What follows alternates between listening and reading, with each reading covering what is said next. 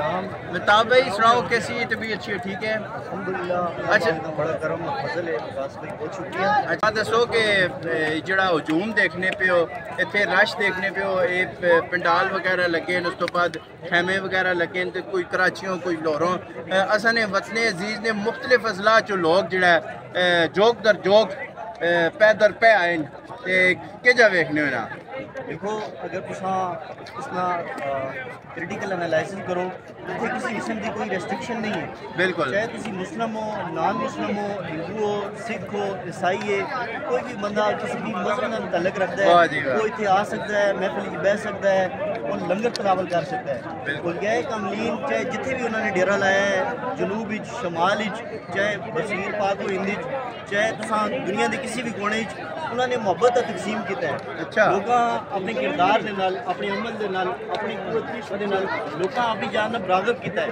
انہوں نے کسی تے پابندی نہیں لائی ہے سنی ہے، یہ شیعہ ہے، یہ ہندو ہے، یہ مسلم ہے۔ انہوں نے ہر بندے محبت نال اپنے قریب کر کے اور اپنے اندر دے فیض نال تو نوازا ہے۔ آج دیکھو مختلف لوگ پاکستان دے مختلف کارنر تو اتنے جمع ہوئے ہیں۔ پاک صلی اللہ علیہ وسلم دے عشق دی وجہ تو انہاں لوگوں کو حقیقی فیض جڑا تقسیم کر رہے ہیں، یہ نبی پاک صاحب الاولاد صلی اللہ علیہ وسلم دی محبت تقسیم فرما رہے ہیں، آپ کا عشق تقسیم کر رہے ہیں اور یہ اگلی جنریشن منتقل ہو رہا ہے اسی طرح۔ یہ جو مٹیریلسٹک دور ہے اس کا تدارک صرف اولیاء کاملین دی خانقاہ نے۔ خانقاہ خالی کرامت نہیں ہے، خانقاہ استقامت انسان دے اعمال دے بارے اس دے کردار دے والے تھوڑے جتنے بھی معاشرتی معاملات ہیں انہوں دے والے درس و تدریس کا عمل ہوتا ہے۔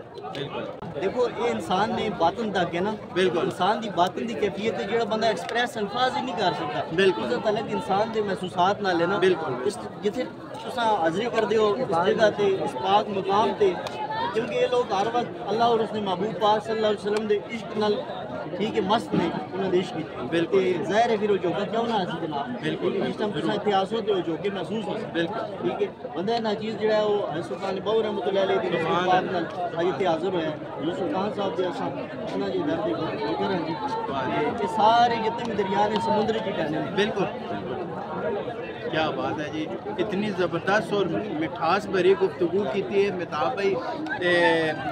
ناظرین امید کرنا تو سب پسند آئی ہو سی۔ اولیاء کرام نال عشق کرو، محبت کرو، عقیدت کرو تے یہ جڑے اولیاء کرام ہون جڑے کل اساں جڑا نا میدان محشر وچ جڑا اساں کے نال اپنے ویساں انشاءاللہ۔ تے باقی جڑے اولیاء کرام ہون کوئی لوگ آنے نہیں رہی تساں کہہ دینے